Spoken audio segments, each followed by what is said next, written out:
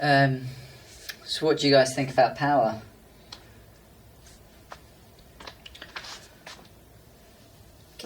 Go on, you go. Are you sure? Yeah. Well, I was going to ask if they could be more specific. But if you have a point, then you should go. No, I was starting to talk in the hope that a point would come as I was talking. I think interesting. Part of the... that could be a good place to start anyway, because I think part of what I wanted to get to with these conversations about how some words seem to have a very diffuse meaning and a very obvious meaning at the same time. Like we spoke about shame, and that kind of breaks down into lots of different things. And power maybe is similar in the sense that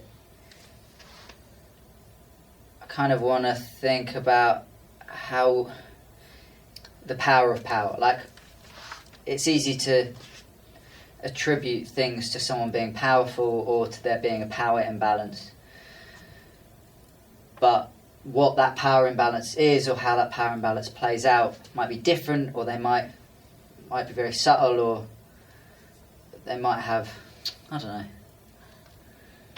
Well, like, what is power, maybe? Well, there's power where it's power of, like, influence, and then there's power, there's probably more than just two, but this is the only two I can come up with. There's influence, and then there's, like, oppression, almost, I guess. And so there's influence where it could almost enable and inspire to move people in some way. But then there's oppression where it can be a controlling thing. So, So influence, is that like is that a positive thing? It's a good impact? It could be either, okay. Because I guess there's like radicalisation on both sides. It's also, it's like a sort of energy, isn't it? Like if you say, I've got the power, like in the song, I've got the power. Yeah, it's like saying I've got the energy, like, or maybe it is I've got the authority. Maybe it's a combination of authority and energy in that song. I've got the... Or like energy to have authority, because I guess that's a lot of what a lot of power systems that exist now are kind of de-energizing certain groups of people so that they don't feel like they have authority or can even have the energy to like get it. Yeah. So it's like having the power to have more power. I'm powered up to be powerful. Yeah, like I guess I really hate the word like empowering. I find that very condescending because it feels a bit like it's... Yeah, I think I'd only ever want... Sorry. No, go on. I think I probably have used it in a way, in a cringy way before. Maybe. But I'd like to think that I only would use it about myself. Like, I really felt empowered by that. That's exactly... Yeah, I've used it many times, but I try to only use it for myself because... Yeah, when you use it about someone else, it's implying that there wasn't power there in the first place, and that's not your decision to make, I suppose. So, how do you be empowered without it coming from somewhere? Or does it come from somewhere else when you're empowered? Are you empowered by something outside of you? Or have you, maybe, like, if you have examples of this? I think I can think of scenarios or people that make me feel like I can take up more space, and that I can sort of speak out. I can take some authority. I have agency in a way that going into that space I might have felt shy or anxious or just lowly, like I wasn't important. So maybe it's so low and high being these. Exactly, yeah. So lowly and then like importance, like or valued. And do you think that's because that person or situation has deferred their own power and created the space so that you then feel like there is some space for you to then exist and be powerful or whatever? Sometimes, and I think it's important to be cynical and sceptical about those scenarios, but sometimes for me, as a member of them, they kind of work. I think there is something about... So maybe I think there's something about like aiming to empower but not going on about it. Yeah, No, Like, that's it. or not like retroactively assuming that you've been successful. And also, I think there's something about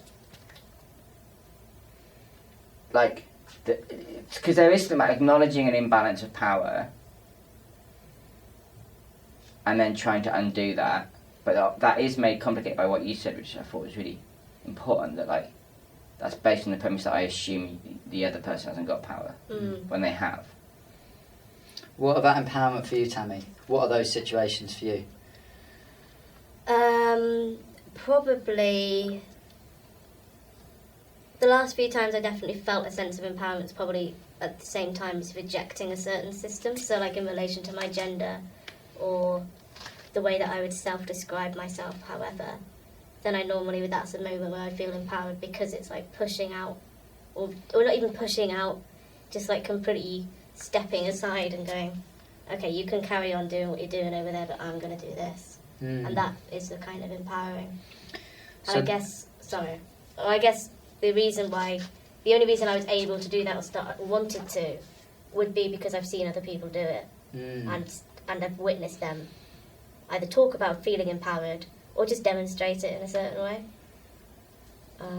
Yeah, I think that's probably mine. For me, there's something in this about intentionality. There's like, because I think that like I would claim, maybe spuriously, if that's a word, that I would like to try and empower people in some scenarios to a certain extent, not so they have more power than me, but they have some of it. And by that maybe I just mean like, you know, giving someone some confidence or creating some space for people. But actually, if I think about it, often I feel like I'm empowered accidentally, and that's really lovely. And so maybe actually what it's about is like trying to empower people accidentally, or trying to empower people but pass it off as accident. So that it doesn't, because I think the worst thing for me is situations where someone has said to me like, "Hey Daniel, just take up a bit more space. That's fine." Oh. It's like, that you're not giving me power because you've told me to do this thing. Yeah. Like, so if I do that thing, I'm just doing it because you told me to, and I'm going to feel uncomfortable about it. And I won't feel empowered. I feel like I've said something louder, or I've talked for longer, or I've, you know, stood up, or whatever it is, taken more space, but it still feels like a kind of response to a demand almost. I was at this workshop thing, this residency thing, and this guy came in, and I didn't really like his vibe because he felt very like down with the kids kind of facilitator. So I was like, not really listening to him that much. But the task that he set at us as a group was to write a speech about something that we're passionate about, and it can only be a minute long. And it doesn't matter how good it is. It's just that's it. And so we did that, and there were obviously some people in the group who were like, and I was kind of one of them who was like, found it quite easy and was quite good at it. Well, not good at it, it just came naturally to me in that format. And then we had to stand at the front and present our speech. And then it came to this girl's turn, and she just was so softly spoken. And she got to the front of the stage, and none of us could really hear her very well. And the guy, instead of kind of going, speak up or anything, he was like, hang on, just stay there for a minute. And like said, is it okay if we all just move a bit closer to you? And he like completely rearranged the room. And he sat us all down on the floor and kept her just sat on a chair. And then, and he said, like, if you don't want to sit on the floor, it's fine, don't worry. And then she carried on, and we were just way more engaged than anyone who was like a big orator, kind of da-da-da-da-da. And that felt like taking up space in a different way. Like, that felt really, that was the first time I'd seen that kind of happen, especially that wasn't not long out of an education system. And so it was like, wow, that is amazing, really great. And she felt so comfortable. Like, she was so different when the format was changed. And I thought that was a good example of like taking up space and empowering, and without being like, I'm going to empower you now, because it was more like shift the situation so that it can empower you instead of the responsibility being on her. And what about in this situation, not this exact one, but like us making this performance together? Is there like a clear power relationship here? I mean, For me, it's obvious. Like, I'm employing you, I'm asking you to do things. Obviously, you've had the what would be the word? There's the option to refuse things. Is there? I don't know. Yeah, is there not? Is there not? Is there like? There obviously is pressure for you to do things, isn't there? I don't think at any point I've done anything, even like. Yeah, no, I don't think there's a pressure because I don't know. For me, I feel safe. So like then the decisions that I've made, I'm like very aware that they're my decisions, and if I didn't want to do anything, then I just wouldn't. And even if I didn't want to, and like, I didn't want to eat all that shit earlier, but I ate it because I was like, this does make for good consumption. Both ways. Like I would watch this. I would want to watch this. I would want to see this. So I'm happy to do it. But there's definitely a power dynamic though, for sure. Of course. I feel like there is, but I feel like because we're both, there's something about both having our own work that we do outside of the work we do for you, which means that there won't be, but there could very easily be a situation where either of us could switch that role because we might get some funding and we might know there's something you're good at. Yeah. And you're like, oh, actually, can we get Matt to do that? Yeah. And then and that feels better than it being like other jobs where like I'm never going to be in charge of like a call centre, so I'm always going to feel like disempowered when I walk in there and a bit rubbish and have to do something I don't want to do all day. Whereas here it feels like almost like a game of sorts. Yeah. Like, Taking turns. Yeah. See, maybe that's what I was when you asked right at the start, like, what can you refine what you mean by power, and then you offer these two versions of power. Like, part of the issue is that we don't tend to separate out different kinds of power, like ambiguous power or oppressive power or influence as a kind of positive or neutral tool or something. And so when we say, like, is there a power relationship in this situation, the obvious answer is like, well, yeah, but it's not one that's like, well, I mean, obviously, hopefully, it's not one that's like incredibly violent or oppressive. No, it's one we've subscribed to. It's Yeah. one we had like agency in being part of, I guess.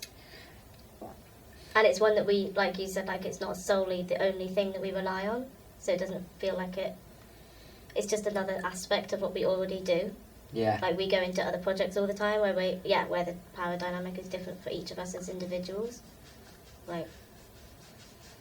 Yeah, it feels more like maybe this is like which is the sort of why I like working in the kind of art world that I work. It's like you've got someone who's sort of a mate, and I've got this really good idea, and you're like, oh, that is a really good idea, and then they're like, well, I'd need you to do this thing in it, and I'm going to pay you to do it. That feels like the narrative, rather than like for me, and maybe there's flaws to that, definitely, and maybe that shouldn't and doesn't work for everyone, and maybe there's all sorts of like ways that like work outside of that is more safeguarded or more Well, like, unionised or whatever, and there's boundaries. But I know that for me, I still prefer it when it feels like that. When it feels like I would be doing this anyway, whether you're employing me or not. I wouldn't. You know what I mean? Like for speculation, for like but like, I could be like. Yeah. You know what I mean? Like whereas like, I'm not gonna like spend a day like serving people drink. Well, maybe I would if it was a friend or like what I mean? Like I'm not gonna spend a day like whatever it is like. Data entry. Data entry. Without wishing to offend the data interests No. who are watching this. They're not watching us. No, they're not watching this. They've got too much data. Exactly. I think, I know what you mean. I guess it's like, this isn't exactly stepping out of our comfort zone where the power dynamic that naturally occurs would feel oppressive because we're already comfortable in what we're doing. I forgot what I was going to say.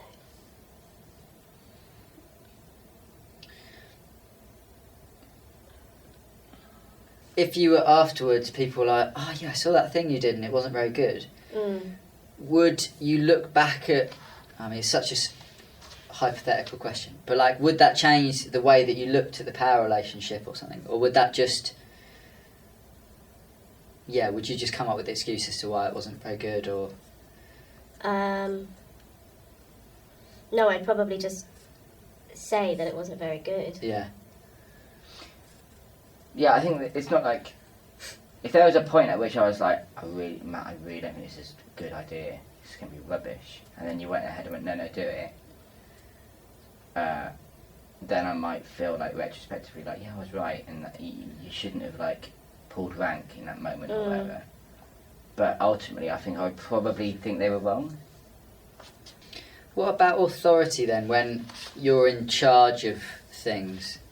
Is that like different to power, or is it a kind of power? Like being in charge of this very small production is like, the thing that I don't like about it is having to have the authority, in the sense that it literally is my decision which thing we film next, or like how it looks at the end or whatever. And that's a kind of responsibility that comes with power. What about authority? Do you enjoy moments when you have authority, or like when are those moments for you? I mean, for me, my moments of authority are probably when I'm on stage and like I do something and the audience suddenly feel like a flock of sheep, and you're like, oh wow, that was easy. And it's quite exciting, but I normally get surprised when I have moments of authority. I normally get like kind of caught off guard, because the only kind of responsibility I have truly is my cat, and she doesn't give a shit about me. So like I don't have that relationship where there's like say you've got your kids, they eventually sometimes listen to you, and you can recognise that there's an authority power thing going on there. But my cat doesn't listen. So you got responsibility without authority? Yes. That's weird. It's shit. When you're on stage and you suddenly gain authority, how do you know that? Normally I play with silence and space on the stage, and like it'll be the first thing I do when I go on stage. So I'll go on stage and walk towards the microphone, and I will think, if I do something next, the audience are going to laugh. And then I do it and the audience laugh. And it's like, wow. And you do feel a bit like psychic, and like there is an element going on there when that happens. That's interesting. So yeah. But that's where it's dangerous, because then the ego can get really big. Yeah. And you could feel like indestructible. Which is not true. But yeah, so I think it's probably normally when I'm writing something, or when I'm just about to ad-lib something and it goes exactly how I thought it was going to go. That's quite fun. Power as predicting the future, or knowing. Yeah, I mean, audiences are kind of predictable, I would say. I do like it when they're not, but and I don't know when that's like with the walkouts and stuff. That's enjoyable. But again, you sometimes predict that people are going to walk out when you do stuff, and that is power, definitely, to be able to make someone leave a room by just doing something.